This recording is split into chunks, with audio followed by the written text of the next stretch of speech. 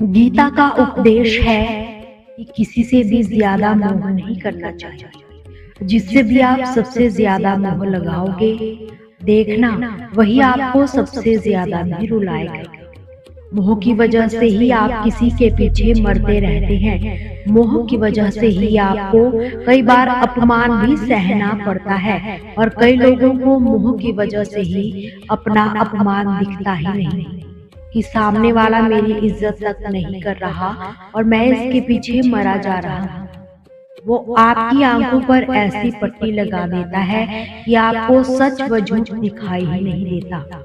आपको किसी इंसान का चेहरा दिखाई ही नहीं देता। आप जो देखते हैं, जो सुनते हैं, उसी पर यकीन कर लेते हैं। फिर चाहे आपको कितना ही दर्द क्यों न मिल रहा।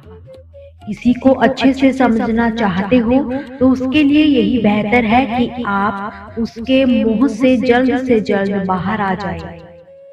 आपका मोह आपको दुख देता है। जिस दिन मोह खत्म, उस दिन आपको किसी रिश्ते से दुख नहीं मिलेगा, क्योंकि आपको फिर कोई फर्क पड़ेगा ही नहीं। आप वो मत करो जो सभी करते हैं, बल्कि वो करो जो आपके लिए सही है। महाभारत काल में श्री कृष्ण ने अर्जुन से कहा कि एक जो तेरा कर्तव्य है, जो तेरे लिए सही है, जो तुझे करना चाहिए वो तू कर। कभी भी वो काम मत कर जो दुनिया कर रही है। क्योंकि अर्जुन श्री कृष्ण से कहने लगा कि ऐसे भयंकर युद्ध में पड़ने से अच्छा है मैं सन्यासी ही बन जाऊं। तो श्री कृष्ण ने अर्जुन से कहा कि सन्यासी बनना तेरा कर्म नहीं, तेरा धर्म नहीं। क्षत्रिय है तू, कर्म और धर्म यही है कि तू अधर्म का नाश कर और धर्म की रक्षा कर। ऐसे ही प्रत्येक इंसान का एक अलग अलग कर्तव्य होता है, एक अलग ही मार्ग होता है। तो कभी भी उस मार्ग पर मत जाना जहाँ सारी भीड़ चल रही हो। कभी भी वो काम मत करना जो दुनिया करती हो। श्री कृष्ण कहते हैं कि जब जिंदगी तुम्हें दोबारा मौका दे तो पुरानी गलतियों को दोहराने की कोशिश कभी भी मत करना। वक्त और किस्मत पर कभी घमंड मत करना, क्योंकि सुबह उनकी भी होती है जिनके दिन खराब होते हैं। श्री कृष्ण कहते हैं कि यदि व्यक्ति शिक्षा से पहले संस्कार, व्यापार से पहले व्यवहार और भगवान से पहले माता पिता को पहचान ले तो जिंदगी में कभी कोई कठिनाई नहीं आएगी। स्वार्थ से रिश्ते बनाने की कितनी ही कोशिश करो वो कभी नहीं बनते, और प्रेम से बने रिश्तों को कितना भी तोड़ने की कोशिश करो वो कभी नहीं टूटते। जिंदगी के इस रण में खुद ही कृष्ण और खुद ही अर्जुन बनना पड़ता है। रोज अपना ही सारथी बनकर जीवन की इस महाभारत को लड़ना पड़ता है। क्या सदा मौन रहना उचित है? नहीं, इतिहास साक्षी है। संसार में अधिक विपदाएं इसलिए आई क्योंकि समय पड़ने पर मनुष्य उसका विरोध नहीं कर पाया। श्री कृष्ण कहते हैं कि सच एक सर्जरी की तरह होता है। थोड़ा दर्द होता है लेकिन राहत जरूर मिलती है। और झूठ एक पेन किलर की तरह होता है जो आपको थोड़ी देर के लिए राहत तो जरूर देता है, लेकिन उसके साइड इफेक्ट आपकी सारी जिंदगी झेलने ही पड़ जाते हैं। चुगली की धार इतनी तेज होती है कि खून के रिश्तों को भी काट कर रख देती है। कभी कभी कुदरत जानबूझकर हमें मुश्किल हालातों में डालती है ताकि उन लोगों के चेहरे पर लगे नाकाब हम देख सके जिन पर हम आंख बंद करके भरोसा करते हैं। रिश्ते खून के नहीं होते, विश्वास के होते हैं। अगर विश्वास हो तो पराये भी अपने हो जाते हैं, और अगर विश्वास ना हो तो अपने भी पराये हो जाते हैं। कोई अपने आप को जितना भी चालबाज समझता हो, लेकिन अगर उसने गलत कर्म किया है तो उसे उसका फल भोगना ही पड़ता है। कोई भी व्यक्ति अपने किए गए कर्म से बिना उसको भोगे कभी छिप नहीं सकता। श्री कृष्ण कहते हैं कि आपके सभी दुखों का कारण किसी को अपना मानना ही होता है। आप कभी गौर करना, आपकी जिंदगी के सभी दुख, सारी तकलीफें, सारी चिंताएं वहीं से आती है जहां आपका अपमान होता है कि ये मेरा है, ये मेरा अपना है। यहीं से आपकी जिंदगी में दुख का आना शुरू हो जाता है। जो व्यक्ति अपने आने वाले कल में खोया रहता है वह कभी भी जिंदगी में खुश नहीं रह सकता। आपको जिंदगी में खुशी सिर्फ व सिर्फ तभी मिल सकती है जब आप वर्तमान में जी सको, आज के आनंद को जी सको।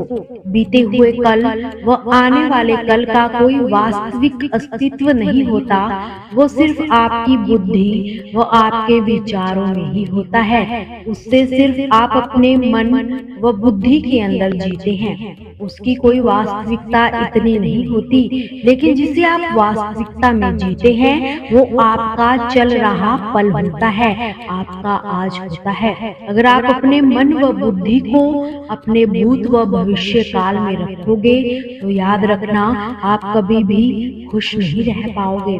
और अगर जिंदगी में खुश रहना चाहते हो तो आज में व इसी पल में जीना सीखिए। जो आपके साथ अधर्म करे, पाप करे या गलत करे, उसे दंड जरूर देना चाहिए। अगर आप उसे सहते रहोगे तो वो आपके पाप में आप भी उस बराबर के भागीदार हो जाएंगे। अर्जुन श्री कृष्ण से कहने लगे कि जिनसे मैं युद्ध करने जा रहा हूँ ये सभी मेरे भाई हैं, मेरे गुरुजन हैं। मैं इनके सामने कैसे हथियार उठाऊं, इनको कैसे मारूं? तो भगवान श्री कृष्ण ने अर्जुन से कहा कि जिन्हें तुम अपना मानते हो वो सभी अधर्मी हैं, वो पाप के पक्ष में खड़े हैं, और अगर तुम इनका वध नहीं करोगे तो तुम भी पापी बन जाओगे और समाज में भी ज्यादा पाप बढ़ जाएगा। क्योंकि जब कोई ऐसे पापियों को नहीं रोकता तो ये और भी ज्यादा पाप करने लगते हैं। जीवन में सफलता, बुद्धि व नेक इंसान बनना चाहते हो तो ईमानदारी से मेहनत करना और सही कर्म करना शुरू कर दो। मनुष्य के सभी संबंधों का आधार होता है अपेक्षा कि पति कैसा हो जो मेरा जीवन सभी सुख सुविधाओं से भर दे, पत्नी कैसी हो जो सदैव मेरे प्रति समर्पित रहे, संतान कैसी हो जो मेरी सेवा करे, जो मेरा आदेश माने। मनुष्य उसी को ही प्रेम कर पाता है जो उसकी अपेक्षाओं को पूर्ण कर पाता है। पर अपेक्षा की तो नियत ही है भंग होना कैसे? क्योंकि अपेक्षा मनुष्य के मस्तिष्क में जन्म लेती है। कोई अन्य व्यक्ति उसकी अपेक्षाओं के बारे में जान ही नहीं पाता।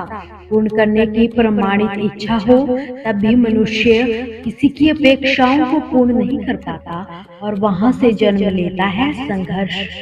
सभी संबंध संघर्ष में परिवर्तित हो जाते हैं, पर मनुष्य अपेक्षा को संबंध का आधार ना बनाए और स्वीकार करे केवल संबंध का आधार, तो क्या यह जीवन स्वयं ही सुख व शांति से नहीं भर जाएगा? आप स्वयं विचार कीजिएगा। समय के आरंभ से ही मनुष्य को एक प्रश्न सदा पीड़ा देता है कि वो अपने संबंधों में अधिकतम सुख व कम से कम दुख किस प्रकार प्राप्त कर सकता है। क्या आपके सारे संबंधों ने आपको संपूर्ण संतोष दिया है? विचार कीजिए। हमारा ये जीवन संबंधों पर आधारित है, हमारी सुरक्षा संबंधों पर आधारित है। इसी कारण हमारे जीवन के सारे सुखों का आधार भी संबंध है। किंतु फिर भी हमें संबंधों में ही अधिकतर दुख क्यों प्राप्त होते हैं? सदा ही संघर्ष भी संबंधों से ही उत्पन्न क्यों हो जाते हैं? कभी विचार किया है? दोस्तों, आपसे फिर मुलाकात होगी श्री कृष्ण के अनमोल विचारों के साथ। हमसे जुड़े रहने के लिए हमारे चैनल को सब्सक्राइब जरूर करें और वीडियो को लाइक और शेयर करना बिल्कुल भी ना भूलें। जय श्री कृष्ण।